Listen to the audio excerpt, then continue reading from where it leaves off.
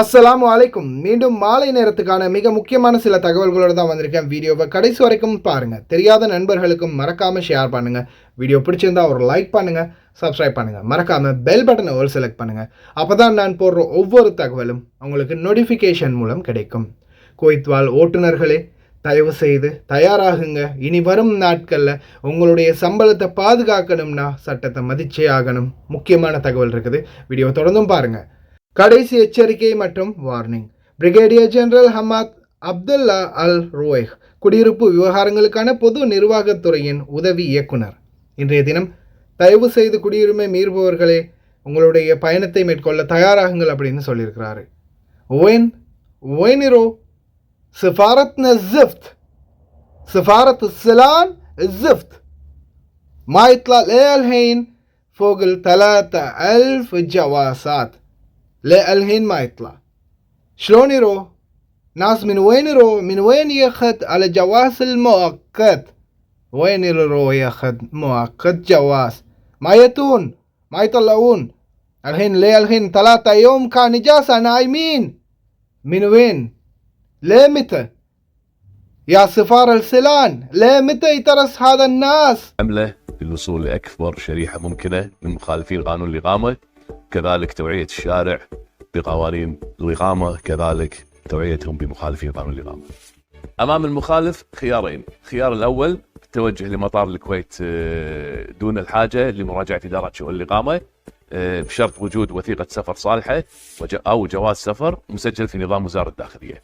أما الخيار الثاني عليه التوجه لإدارات شؤون الإقامة لتعديل وضعه داخل البلاد مع دفع الغرامات المترتبة، وكذلك معاه يكون جواز سفر صالح ما تقل مدته عن سنة. يحق للإخوان المخالفين بمراجعة جميع إدارات شؤون الإقامة بالمحافظات، كذلك موقع وزارة الداخلية الإلكتروني للحصول على المعلومات اللي تفيدكم إن شاء الله.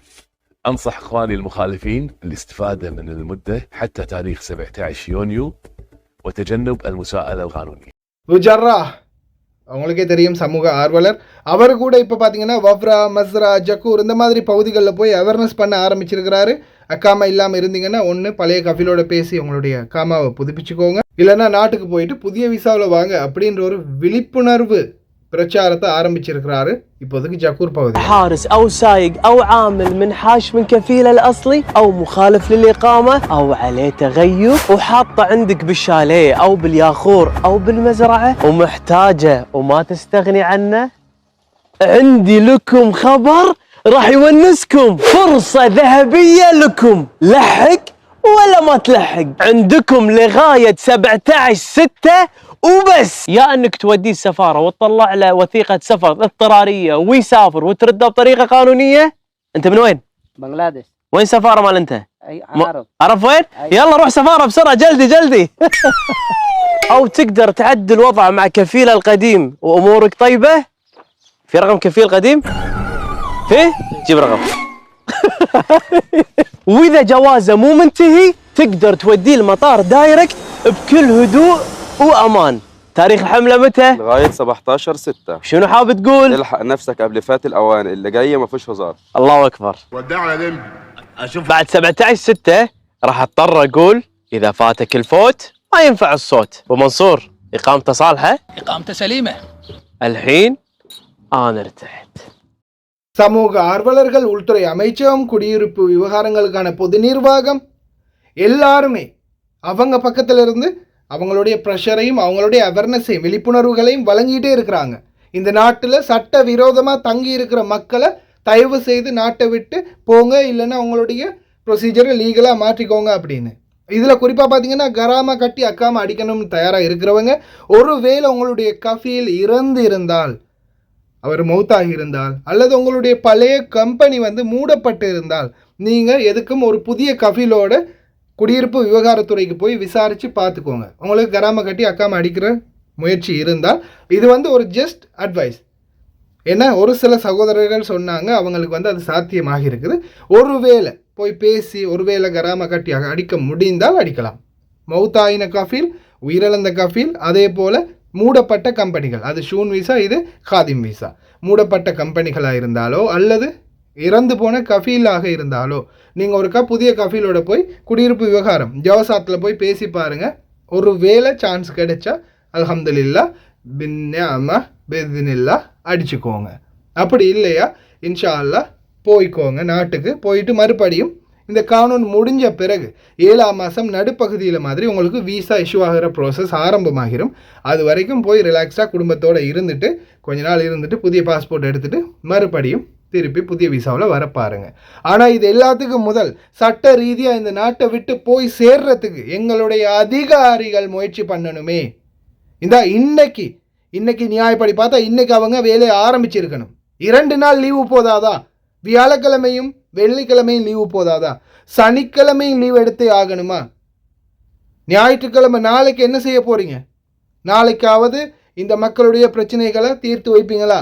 தயவு செய்து அன்பார்ந்த சகோதர சகோதரிகளே, நாட்டுக்கு சட்ட ரீதியாக நீங்கள் போய் சேரணும் அப்படின்னு நினைக்கிறீங்கன்னா தயவு செய்து தூதரகம் போங்க. அவங்க கேஸ் இருக்கா, என்ன இருக்கா, எது சொன்னாலும் நீங்கள் எதுவும் இல்லை, எந்த பிரச்சனையும் இல்லை, நீங்கள் தாங்க பேப்பரை நாங்கள் போய் செஞ்சுக்கிறோம் அப்படின்னு தயவு செய்து எடுத்துகிட்டு போய் செய்யுங்க. இல்லை ஃபேஸ்புக்கில் வரும் அன்னைய மாதிரியே இன்றைக்கும் அதே நாடகத்தையே மறுபடியும் ரீரிலீஸ் பண்ணிகிட்டே இருந்தாங்கன்னா கடைசியில் இந்த தொழிலாளர்கள் தான் பாதிக்கப்படுவாங்க. தயவு செய்து முடிந்த வரைக்கும் வேகமாக போய் உங்களுடைய நிலையை சரி செய்ய பாருங்கள். அல்லாஹ் ரஹ்மா ஷேக் ஜாபர் அஹ்மத் அல் சபாஹ் அவருடைய வாகனத்துக்கு குண்டு தாக்குதல் நடத்தப்பட்டது இதே இன்றைய நாளில் 1985ஆம் ஆண்டில் குவைத் அமீர் ஷேக் ஜாபர் அல் அஹ்மத் அல் சபாஹ் அவர்களின் வாகன தொடரணியின் பாதையில் கார் வெடிகுண்டு நுழைந்த போது அது வெடித்து சிதறியதில் 3 பேர் உயிரிழந்தது குறிப்பிடத்தக்க விடயம். ஷேக் ஜாபர் அல் அஹ்மத் அல் சபாஹ் அவர்கள் அமீரி மருத்துவமனையில் அதிதீவிர சிகிச்சையில் அனுமதித்த பிறகு அவருடைய உரையின் பிறகுதான் நாட்டில் பதற்ற நிலை குறைந்தது அப்படின்னு தெரிவிச்சிருக்கிறாங்க. அதே போல் இன்னொரு முக்கியமான விடயம் என்னென்னா 1991ஆம் ஆண்டு யுத்தம் நடந்த நிலையில் அந்த நேரத்தில் பாதிக்கப்பட்டு நாடுகளுக்கு சென்ற வெளிநாட்டவர்கள், என்னுடைய பெரியம்மா ஒருத்தருக்கு கூட அந்த பணம் கிடைச்சது. இன்னும் எத்தனை பேருக்கு கிடைச்சது அப்படின்னு தெரியலை. கிடைச்சவங்க யாராவது இந்த வீடியோ பார்க்குறீங்கன்னா மறக்காமல் கமெண்டில் சொல்லுங்கள். உங்கள் எல்லாருக்குமே அந்த நஷ்டஈடு, இந்த இங்கேருந்து யுத்த காலத்தில் பாதிக்கப்பட்டு நாட்டுக்கு போனவங்களுக்கு நஷ்டஈடை வழங்கி வைத்தவரும் ஷேக் ஜாபர் அஹ்மத் அல் சபாஹ் அவர்கள் தான். அல்லாஹ் யர்ஹமா ஹபிதஹல்லா யர்ஹமஹல்லா. அவருக்கும் எங்களுடைய பிரார்த்தனைகள். அன்றைய தினம் நடந்த சம்பவத்தின் ஒரு காட்சி தொகுப்பு. وأود أن أطمئنكم جميعا أنني الآن بخير والحمد لله، وما نتعرض له من حوادث فإن ذلك لن يثنينا ويثني الكويت من السير في طريق الخير للجميع. وأقول باسم أهل الكويت بأننا لن نخضع للتهديد ولن نخضع للابتزاز، وسنعمل جميعا يدا واحدة من أجل عزة وكرامة الكويت. وكان الديوان الأميري قد أعلن في آخر بيان أصدره أن حضرة صاحب السمو أمير البلاد قد غادر المستشفى الأميري 1:01 بعد ظهر اليوم، وذلك بعد أن تأكدت اللجنة الطبية التي أشرفت على إجراء الفحوصات لسموه أنه يتمتع بكامل الصحة والعافية. எரிசக்தி நீர்வளங்கள் மற்றும் மின்சார சபையின் அமைச்சர் மிக முக்கிய அறிவுறுத்தல். நிலுவைத் தொகைகளின் உண்மையான வசூல் விகிதங்களை உயர்த்த தீவிரமாக செயல்படுதல் மற்றும் பொருந்தக்கூடிய விதிமுறைகள், சட்டங்கள் மற்றும் நடைமுறைகளை மீறாமல் வாடிக்கையாளர்கள் நடைமுறைகளை எளிதாக்கும் விதத்தில் புதிய ஒரு திட்டத்தை அமுல்படுத்துதல். அதே போல் செகல் அப்ளிகேஷன் மூலமாக இனிமேல் உங்களுடைய வாட்டர் பில்லாக இருக்கட்டும் அல்லது எலக்ட்ரிசிட்டி பில்லாக இருக்கட்டும் கட்டிக்க முடியும் அப்படின்னு தெரிஞ்சுருக்காங்க.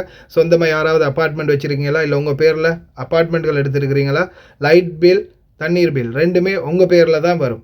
மறக்காமல் கட்டிடுங்க, இல்லைன்னா நாட்டை விட்டு போக முடியாது. அன்பார்ந்த வாகன ஓட்டுநர்களே, உங்களுக்கான மிக முக்கியமான அவேர்னஸ் பதிவு இப்போதைக்கு ஆரம்பிச்சிருக்கிறாங்க. போக்குவரத்து விவகாரங்கள் மற்றும் செயல்பாட்டு துறையில் உள்ள சிறப்பு பயிற்சி மையத்தில் பொது போக்குவரத்து துறை மற்றும் குவைத் தேசிய காவலரின் பல அதிகாரிகளுக்கான போக்குவரத்து சட்டம் குறித்த பயிற்சி வகுப்பு கடந்த 19ஆம் தேதி ஆரம்பிக்கப்பட்டு 23ஆம் தேதி நிறைவடைந்திருக்குது. இதன் அடிப்படையில் இன்ஷா அல்லாஹ் எதிர்வரும் நாட்களில் போக்குவரத்து விதிமீறல்களுக்கான புதிய சட்டம் அமுலுக்கு வரும் என்பதில் எந்த மாற்று கருத்தும் இல்லை. அதே போல் சிலர் சமூக ஆர்வலர்கள் இன்றைக்கு வரைக்கும் குரல் கொடுத்துட்டு தான் இருக்கிறாங்க. இது அப்படி போட முடியாது, மக்கள் பாதிப்பாங்க, மக்களுக்கு பெரிய ஒரு பாதிப்பு ஏற்படுத்தும் அப்படின்னு. இருந்தாலும் இந்த சட்டம் வந்து நாட்டில் விதிமீறல்களையும் வாகன விபத்துகளையும் குறைக்கும் அப்படின்னு குவைத்துடைய அரசு முழுமையாகவே நம்புகிறாங்க. அதே போல் கடுமையான போக்குவரத்து சட்டத்தின் விதிமீறல்களுக்கான பதிவுகளில் குழந்தைகள் அல்லது செல்ல பிராணிகளை காரில் இருந்து எட்டி பார்க்க வைத்தால் 75 தினார் அபராதமாகும்.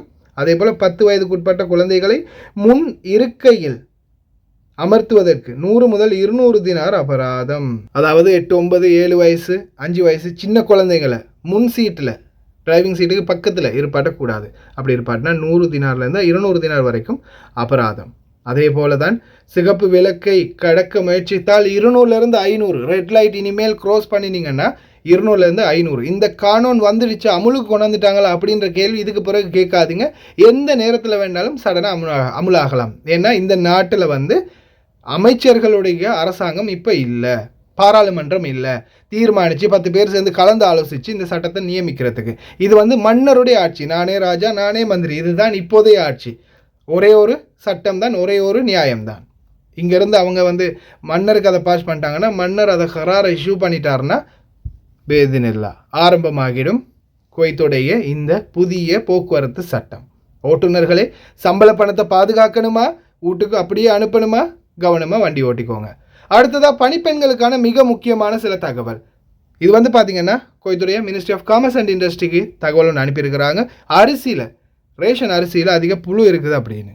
குறிப்பாக இந்த புழுவை பொறுத்த வரையில் இது வந்து ஒரு பூச்சி வகையிலிருந்து உருவாகிற புழு அப்படின்றது தெரிய வந்திருக்குது. அதே மாதிரி குவைத்துடைய மினிஸ்ட்ரி ஆஃப் காமர்ஸ் இண்டஸ்ட்ரி நன்றி தெரிவிச்சிருக்கிறாங்க இந்த தகவலை அனுப்பினதுக்காக. இந்த பூச்சியை நீங்கள் பார்த்துருப்பீங்க, வீடுகளில் நிறைய இடங்களில் இருக்கும், சில்வண்டு மாதிரி ஒரு பூச்சி, அதுலேருந்து உருவாகிறது தான் இந்த புழு. ஆனால் இந்த புழுவால் நம்மளுக்கு நோய் இல்லை அப்படின்னாலும், ஆனால் இது வந்து குவைத்திகளுடைய உணவில் போணுச்சுன்னா என்ன நடக்கும்? பணிப்பெண்களே, என்ன நடக்கும்? ரொம்ப கவனம். சாதாரணமாக ஒரு எறும்பு, ஏன்னா இது என்னோட கண்ணால் நான் கண்ட விடையும், நானே பயந்து துள்ளி பாஞ்சிட்டேன். என்னென்னு பார்த்தா பக்கத்தில் எங்கள் வீட்டு பொண்ணு முன்னாடி நடந்துட்டு போனவ திடீர்னு சத்தம் வச்சு கத்தும்போது என்னடான்னு ஓடி போய் பார்த்தா ஒரு எறும்பு, ஒரு கருப்பு எறும்பு வாசலை க்ராஸ் பண்ணும்போது அதுக்கு பயந்து கத்திருக்குது. அப்போ அந்த மாதிரி இருக்கிறவங்க உணவில் புழுவை கண்டாங்கன்னா எப்படி இருக்கும்? தயவு செய்து சுத்தமாக பார்த்து உங்களுடைய வேலைகளை கவனமாக செஞ்சுக்கோங்க. இது போன்ற அனர்த்தங்கள்லேருந்து உங்களை அனைவரையுமே எல்லாம் வல்ல இறைவன் பாதுகாக்கட்டும். தயவு செய்து ரொம்ப கவனம். குவைத்துடைய கேஸ் சிலிண்டர்கள், இப்போ வார கேஸ் சிலிண்டர்கள் பார்த்திங்கன்னா ரொம்ப மோசமான நிலையில் இருக்குது. சில கேஸ் சிலிண்டர்களில் லீக்கேஜ் இருக்குது. அது வந்து இவங்க பராமரிக்கிறாங்க இல்லை அப்படின்னு ஒரு நபர் குற்றம் சாட்டியிருக்கிறாரு. தயவு செய்து மக்களே ரொம்ப கவனம். பணிப்பெண்களே, அதே மாதிரி கடையில் வேலை செய்கிறவங்களே, இந்த கேஸ் சிலிண்டர் உபயோகிக்கிறவங்க முடிஞ்சால் இந்த கேஸ் சிலிண்டர்களை எடுத்து கொஞ்சம் தண்ணி அடித்து கழுவிட்டு, சரி இல்லை கொஞ்சம் சவர்க்கார நுரையில் வந்து சரி கொஞ்சம் காட்டிட்டு அதில் ஏதாவது லீக்கேஜ் இருக்கான்னு செக் பண்ணிவிட்டு எடுங்க. ஏன்னா நிறைய வீடுகளில் ஸ்டொக் கேஸ் இருக்கும் 2, 3, 4ன்னு. அப்போ இந்த மாதிரி பழைய கேஸுகள் இருந்துச்சுன்னா ரொம்ப கவனம்.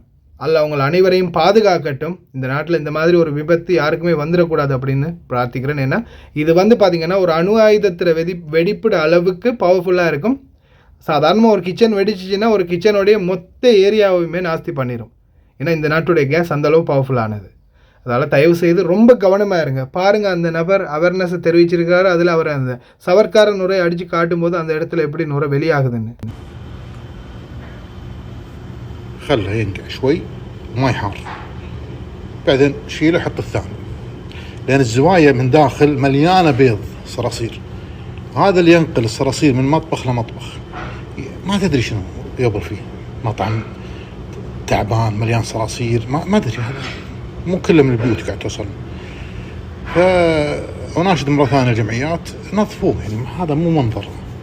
بجرب هذا، بشوف هذا ما أدري يشيل هالوساخة، بس أنا أنظف غاز خلق الله، يعني شوف كم عندي غاز وين أنظف فيه. بس هم بعد بشوف هذا شلون نظامه، اللي يشيل زين. نظفته، يعبونه يردونه؟ لا، يجيبون لي غاز واحد كحيان، وقلت شغلتي انظف غازات خلق الله. الجمعية تحط له موظف الله يجزاه خير ينظف قبل لا يوصل عندنا ويعقمونه بعد. شو المشكلة؟ அன்பார்ந்த ஓட்டுநர்களே, உங்களுக்கான இன்னொரு பதிவு. அதே மாதிரி வீதிகளில் நடமாடக்கூடியவங்க, நம்ம நல்லா தான் போவோம், ஆனால் எங்கேருந்து எது வரும்னு தெரியாது. பாருங்கள், அப்படியே ரவுண்ட் போட்டுக்கு மேலால் பாஞ்சு சீறி வந்து நேற்று முஷரஃப் பகுதிகளில் நடந்த சம்பவம் இது. சீறி பாய்ந்து வந்து அந்த வண்டி அடிச்சுட்டு போகுது. வீதிகளை நடமாடக்கூடியவங்க, குழந்தைகளை கூட்டிகிட்டு வெளியில் போகக்கூடியவங்க, வாகன ஓட்டுநர்களை தயவு செய்து கவனமாக இருங்க. ஒரு செகண்ட், ஒரு மைக்ரோ செகண்ட் போதும் விபத்து நடக்கிறதுக்கு. ஏன்னா இந்த விபத்து சம்பவம் நடந்தது மிகப்பெரிய ஒரு பாரதூரமாக இருந்துச்சு. ஏன்னா எதிர்பார்க்கவே இல்லை. ரவுண்ட போட்டுக்கு உள்ள ரோட்டில் தானே வண்டி வரும் அப்படின்னு பார்த்தா அது ரோட்டில் வரல, ரவுண்ட போட்டுக்கு நடுவால் வந்து அடிக்குது. இது மாதிரி ஒரு இன்சிடெண்ட் தயவு செய்து ஸ்கிப் பண்ணாமல் பாருங்கள். இப்போ பாருங்கள், இந்த வண்டி என்னுடைய வண்டி, நான் தான் போயிட்டுருக்கிறேன், என்னுடைய டேஷ் கேம் தான் இது. முன்னாடி போயிட்டுருக்கிறேன். போயிட்டுருக்கும்போது திடீர்னு தண்ணி, இந்த பாருங்கள், இந்த மரத்தில் இந்த தண்ணி தெரிச்சிச்சு. தண்ணி தெரிச்சோட சரி நான் என்ன செய்யலாம், கொஞ்சம் வைப்பரை போடலாம் அப்படின்னு வைப்பரை போட்டேன். வைப்பரை போட்டதோட கீரல் மாதிரி விழ தோங்கிச்சு. அப்போ தண்ணீரை கொஞ்சம் அடிக்கலாம் அப்படின்னு தண்ணியை ப்ரெஷ் பண்ணும்போதே பார்த்தீங்கன்னா முன்னாடி சடனாக பிரேக்கை போட்டாப்புல. அதுக்கு காரணம் என்ன பாருங்கள், க்ரோஸில் அந்த வண்டி போகிறாங்க, முன்னாடி ரவுண்ட் போட், அந்த பக்கம் ரவுண்ட் போட்டில் எந்த வண்டியுமே வரல. இவர் பிரேக் போட்டதுக்கு காரணம் என்ன தெரியுமா, இந்த சைடில் ராங் சைட்லேருந்து வெளியாகிறாங்க. இந்த சைடை பாருங்கள், சரி அந்த இப்போ ஒரு ஜிப் வரும் பாருங்கள், இந்த பாருங்கள் கார் போகுது, ராங் சைட்லேருந்து வெளியாகிறாங்க. அந்த வீட்டுக்கு சைடால், இது ரவுண்ட் போட் வந்து முபாரக் அல் கபீரில் மஸ்ஜிதுல் கட்ஸ் அந்த ஷியா பள்ளி இருக்கிற இடத்துல நடந்த சம்பவம். பாருங்கள் அந்த கேப்பை பாருங்கள், அவங்க வந்து அந்த இதிலேருந்து வெளியாகிறாங்க. இவங்க இந்த மாதிரி வெளியாகிறதால இது ராங், இது வந்து போகக்கூடாது, அந்த இடத்துலேருந்து எக்ஸிட் ஆகிறதுக்கு வழி இல்லை, ரோடு இல்லை அது. ஆனால் அந்த மாதிரி இவங்க செய்கிறதால விபத்துக்கு உள்ளாகுது வாகனங்கள் நிறையவே. இப்போ என்னுடைய வண்டி அடிபட்டதுக்கு காரணம் ரவுண்ட் போட்டில் நீங்கள் பார்த்துருப்பீங்க, ரவுண்ட் போட்டில் எந்த வாகனமுமே வரல. ஆனால் இவர் சடனாக பிரேக் போட்டது இந்த பக்கம் வந்து வண்டியால் தான். அதுக்கப்புறமா என்ன பண்ணுறது, வண்டி அடித்தாச்சு. எனக்கு வண்டியை விட்டு இறங்குறதுக்கு முதலே லைட்டாக அப்படியே கொஞ்சம் மனசு பதட்டம் ஆயிடுச்சு. யாருக்கு என்ன பாவம் செஞ்சோம், நமக்கு ஏன் இந்த மாதிரி நடக்குது அப்படின்னு. அல்ஹம்துலில்லாஹ் இறங்கிட்டு போய் பார்த்தா அந்த முன்னாடி சகோதரருடைய வண்டியிலையும் ஒரு சிலும்பல், சாதாரணமாக என்னுடைய வண்டி டச் ஆகினதில் அவருடைய அந்த பெயிண்ட் வந்து பார்த்திங்கன்னா லைட்டாக அந்த சிலும்பல் ஆகியிருக்குது, அவ்வளவுதான். பெயிண்ட் வந்து அந்த கிளாஸ் நொறுங்குற மாதிரி அப்படியே நொறுங்கி இருக்குது. மற்றும்படி என்னுடைய வாகனத்துக்கு அல்ஹம்துலில்லாஹ் எந்த ஒரு பாதிப்பும் இல்லை. அந்த முன்னுக்கு இருக்கிற அந்த நிக்கல் பார் வந்து கொஞ்சம் ஸ்டீல் மாதிரி ஹெவியாக இருக்கிறதால அது பட்டதில் அவருடைய வண்டி பாதிச்சிருக்குது, அவ்வளவுதான். ஏதோ நம்ம புதிய வண்டி, இதுக்கு வரைக்கும் எந்த ஒரு பெரிய ஆபத்துகள்லையும் சிக்கலை, அல்ஹம்துலில்லாஹ். இது மாதிரி எந்த ஒரு ஆபத்து இனிமேல் வரக்கூடாது அப்படின்னு துவா செய்கிறேன். அல்ஹம்துலில்லாஹ் எந்த ஒரு பிரச்சனையும் ஆகலை. உடனே முரூருக்கு போனதோட அவருடைய வண்டிக்கு ஃபுல் இன்சூரன்ஸ் இருக்குது, நம்ம வண்டிக்கும் ஃபுல் இன்சூரன்ஸ் இருக்குது. அதனால் அங்கே போயிட்டு உடனே பேப்பர் எடுத்து அவருடைய வண்டியை சரி செய்கிறதுக்கு மட்டும் பேப்பர் எடுத்து கொடுத்தாச்சு. நம்மளுக்கும் ஒரு பேப்பர் கொடுத்தாங்க. அதுக்கப்புறமா நம்மளுக்கு ஒரு 20 தினார் ஃபைனை போட்டாங்க. சரி அல்ஹம்துலில்லாஹ், ஏதோ தலைக்கு வந்தது தலைப்பாகையோட போச்சு அப்படின்ற மாதிரி நினச்சிக்கொண்டேன். இன்னொரு முக்கியமான விடயம், வாகன ஓட்டுநர்களே பார்த்துக்கோங்க, வாகனம் முடிஞ்ச அளவு கேப் வச்சுக்கோங்க.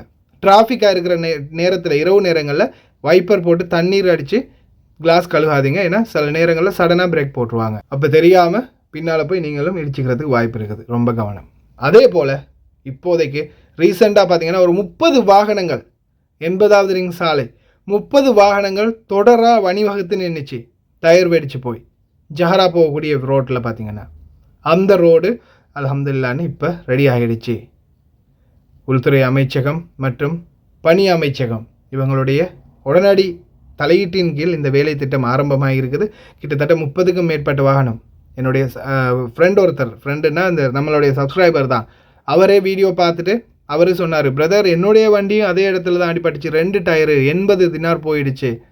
கபில் என்னுடைய சம்பளத்தில் பாதியும் அவருடைய இதில் பாதியும் போட்டு செய்யலாம் அப்படின்னு சொன்னார். நான் என்ன சொல்ல முடியும், நீ பாதி நான் பாதின்ட்டாரு. கடைசியில் என்னுடைய சம்பளத்தில் பாதியை கொடுக்க வேண்டியதாகிடுச்சு அப்படின்னு. ஆனால் இதுக்கு காரணம் என்ன, அவங்களுடைய வீதி ரோடுகள் சரியில்லாததால் கடைசியில் நம்ம சம்பளத்தில் பாதி 40 தினார் ஏன் கொடுக்கணும். இந்த நிலைமை காரணம் வீதிகள் சரியில்லாமல் போனது தான். அல்ஹம்துலில்லாஹ் இப்போ பணி அமைச்சகம் அதிரடியாக வீதிகளை சரி செய்ய ஆரம்பிச்சிருக்கிறாங்க.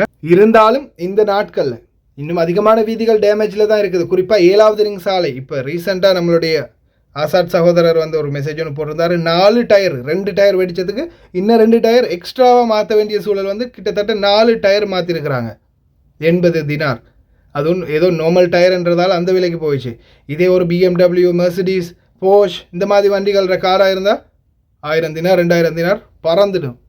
ஓட்டுநர்களே ரொம்ப கவனம். குறிப்பாக அந்த ஷோரூம்களில் வேலை செய்கிற ஓட்டுநர்கள், என்னோடய வீடியோ பார்க்குற நிறைய பேர் இருக்கிறீங்க, அந்த ஷோரூமில் வேலை செய்கிறவங்க ரொம்ப கவனம். வண்டிகளை பெரிய எக்ஸ்பென்சிவான வண்டிகளை வெளியில் கொண்டு போகும்போது தயவுசெய்து வேகத்தை கட்டுப்படுத்திக்கோங்க, ரொம்ப கவனமாக போங்க. அதே மாதிரி வீடுகளில் வேலை செய்யக்கூடியவங்க, டாக்ஸி ஓட்டுநர்கள், சொந்தமாக வண்டி வச்சுருக்கிறவங்க எல்லாருமே கவனமாக போங்க. அக்காமா இல்லாதவர்களே தயவு செய்து நீங்களாவது போய் அடிச்சுக்கோங்க போகணும்னு விரும்புகிறவங்க. இல்லைன்னா நம்ம தூதரகம் பொது மன்னிப்பு முடிஞ்சாலும் அனுப்ப மாட்டாங்க போல தான் இருக்குது. நீங்களாவது முயற்சி பண்ணி போக பாருங்கள். இன்ஷால்லா நாளைக்கு போய் ஒயிட் பாஸ்போர்ட்டை கலெக்ட் பண்ணிக்கோங்க. எத்தனை ஆயிரம் நம்பராக இருந்தாலும் சரி போய் கேளுங்க. ஓகே ஃப்ரெண்ட்ஸ், கடைசி வரைக்கும் பார்த்து எல்லாருக்குமே ரொம்ப நன்றி. தெரியாத நண்பர்களுக்கும் மறக்காமல் ஷேர் பண்ணுங்கள். வீடியோ பிடிச்சிருந்தா ஒரு லைக் பண்ணுங்கள், சப்ஸ்கிரைப் பண்ணுங்கள். இன்னொரு வீடியோவில் சந்திக்கலாம்.